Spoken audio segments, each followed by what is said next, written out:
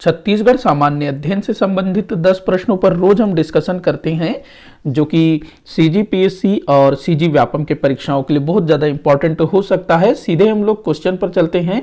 तो आज का जो पहला क्वेश्चन है, दलीराजहरा की पहाड़ियों से किस प्रकार का लौह अयस्क पाया जाता है। तो देखो, दलीराजहरा कहाँ पर है भाई? बालोद जिले में है दलीराजहरा। तो यहां से जो है ना लौह अयस्क का उत्खनन हुआ करता था। अभी मेरे ख्याल से यहां पर बंद हो गया है या फिर बहुत कम हो गया है। तो यहां पर किस प्रकार का लौह अयस्क पाया जाता था, ये अभी कुछ ही समय पहले 2020 में एक एग्जाम हुआ था, उसमें पूछा गया है। तो इसमें हेमेटाइट होगा। देखो, जो लोहा है, लौह अयस्क है, उसके 4 प्रकार होते हैं। हेमेटाइट होता है, उसके बाद मैग्नेटाइट होता है, फिर सीडेराइट होता है, और उसके बाद लिग्माइट ऐसा कुछ होता है चौथा। तो आप चौथा नाम बताइएगा। बाकी जो बिटुमिनस है, ये कोयले का प्रकार है। तो दलीराजहरा से हेमेटाइट प्रकार का लौह अयस्क प्राप्त होता है। हमारे छत्तीसगढ़ में अधिकतर हेमेटाइट प्रकार का ही लोहा प्राप्त होता है। दलीराजहरा की पहाड़ियों से जो लौह अयस्क उत्खनन किया जाता था, उसको जो है ना भिलाई स्टील प्लांट में पहुंचाया जाता रहा है। तो इसको ध्यान रखेंगे। अगला क्वेश्चन देखते हैं, कौन सी गुफा चूना पत्थर गुफा है। ये वाली क्वेश्चन भी काफी बार पूछी गई है और अभी हाल की परीक्षाओं में ही पूछा गया है। कौन सी गुफा चूना पत्थर गुफा है, चूना पत्थर से निर्मित है। तो ये है कोटमसर की गुफा। कोटमसर की गुफा कहां पर है भाई? तो ये बस्तर जिले में है। बस्तर जिले में भी जो कांगेर घाटी राष्ट्रीय उद्यान है ना, कांगेर वैली नेशनल पार्क, तो कांगेर घाटी राष्ट्रीय उद्यान में कोटमसर गुफा स्थित है, जो कि एक भूगर्भित गुफा है। देखो, भूगर्भित गुफा से तात्पर्य क्या है? मान लो ये जमीन है, धरातल है, ये धरातल के ऊपर होता है पहाड़, धरातल के ऊपर ऐसे पहाड़ होता है, इस तरह से पेड़ होते हैं, जंगल होते हैं, नदियां भी धरातल के ऊपर ही प्रवाहित होती है, ऐसे धरातल के ऊपर प्रवाहित होती है।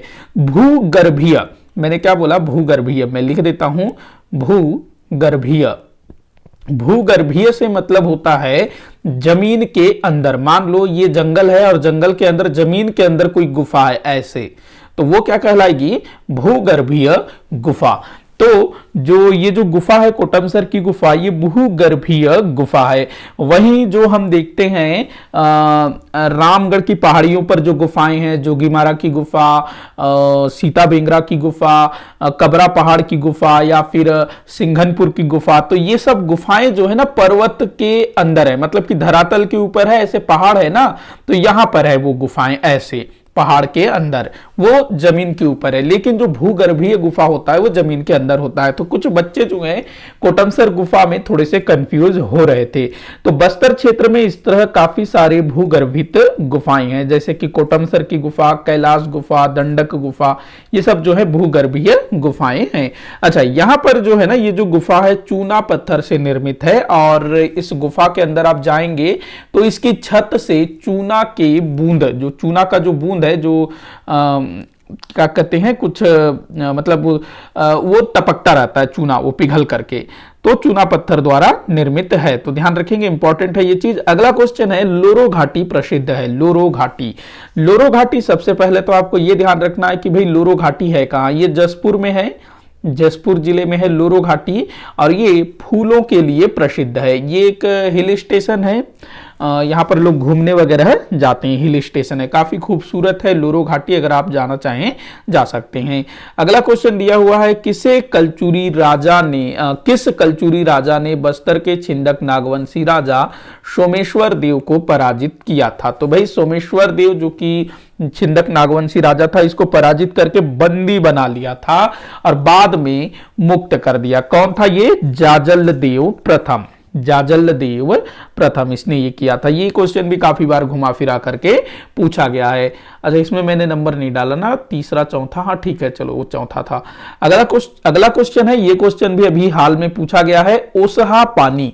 ओसहा पानी से क्या तात्पर्य है? तो देखो, ओसहा पानी हमारे छत्तीसगढ़ में दवा युक्त पेय पदार्थ को बोला जाता है। दवा युक्त पेय पदार्थ, ऐसा पेय पदार्थ जिसमें दवा मिला हुआ हो, उसे ओसहा पानी कहा जाता है। चावल के पानी को हमारे छत्तीसगढ़ में माड़ कहा जाता है। माड़, माड़, चावल के पानी को। अगला क्वेश्चन है, किस जनजाति में मृतक संस्कार को नवाधानी अथवा नवाधाती के नाम से जाना जाता है। अच्छा, ये मेरे ख्याल से घानी भी लिखा गया है कई स्थानों पर, घानी, घड़ी का घ, नवाधानी या फिर नवाघानी या फिर नवाधाती के नाम से जाना जाता है। किस जनजाति का ये मृतक संस्कार है? तो ये कोरवा जनजाति में होता है। जब व्यक्ति की मृत्यु होती है ना, उसको जब दफन किया जाता है, अधिकतर जनजातियों में दफनाया जाता है। कुछ लोग जो है ना, जिनके पास पैसा वगैरह ठीक ठाक होता है, तो वो दाह संस्कार भी करते हैं। लेकिन नॉर्मली जनजातियों में अधिकतर जितने भी जनजाति हैं उनमें मृतक को दफनाने की ही प्रथा है, लेकिन दाह संस्कार भी किया जाता है। जो संपन्न लोग होते हैं वो दाह संस्कार भी करते हैं, लकड़ी वगैरह का व्यवस्था करके। तो ये ध्यान रखना। तो ये जब दफन वफन वाला काम होता है, जिस दिन मृत्यु होती है उस दिन होता है ये वाला नवाधानी। इसके बाद जो क्रियाक्रम होता है ना, जिसको नवमी 13वीं कहा जाता है, उस दिन होता है कुमारी भात, ये कोरवा जनजाति में। तो ध्यान रखेंगे इस चीज को, कुमारी भात। अगला क्वेश्चन है, सुमेलित करने को बोल रहा है। एक तरफ महानदी बेसिन दिया हुआ है, दूसरी तरफ उसकी सीमा। ये क्वेश्चन भी पूछा गया है हाल के ही, मतलब अभी 2020 के ही किसी एग्जाम में। मुझे एग्जाम का नाम ध्यान में नहीं आ रहा है। उत्तरी भाग, तो महानदी बेसिन दिया हुआ है और इसकी सीमा, मतलब कि महानदी बेसिन का उत्तरी भाग किस तरफ है, दक्षिणी भाग किस तरफ है, ये आपको मिलान करना है। उत्तरी भाग देखा जाए तो बघेलखंड, जो सरगुजा पठार है वो। उसके बाद दक्षिणी भाग है दंडकारण्य का पठार, पूर्वी भाग है ओडिशा की पहाड़ियां, पश्चिमी भाग मैकल श्रेणी। तो यहां आपका आंसर हो जाएगा 3 4 2 1, 3 4 2 1, ये आपका आंसर होगा। 3 4 2 1, 3 4 2 1, ये आपका उत्तर होगा 3 4 2 1। तो ये क्वेश्चन भी पूछा गया है। अगले क्वेश्चन की ओर बढ़ते हैं। तो अगला क्वेश्चन दिया हुआ है, मराठा काल में सेवई था, काफी बार पूछा गया है। तो सेवई जो है ना, अर्थदंड अथवा जुर्माना को कहा जाता था मराठा काल में, जो भी अर्थदंड या जुर्माना लगता था उसे। अगला क्वेश्चन है, छत्तीसगढ़ में काष्ठ कला के लिए कौन सी जनजाति प्रसिद्ध है? काष्ठ कला मतलब कि लकड़ी में, काष्ठ में जो मूर्ति वगैरह उकेरी जाती है, उस कला में कौन सी जनजाति प्रसिद्ध है भाई?